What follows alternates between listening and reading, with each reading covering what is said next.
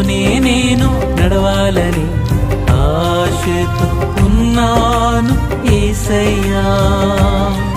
నీతోనే నేను ఉండాలని, నీతోనే నేను నడవాలని ఆశతో ఉన్నాను యేసయ్యా.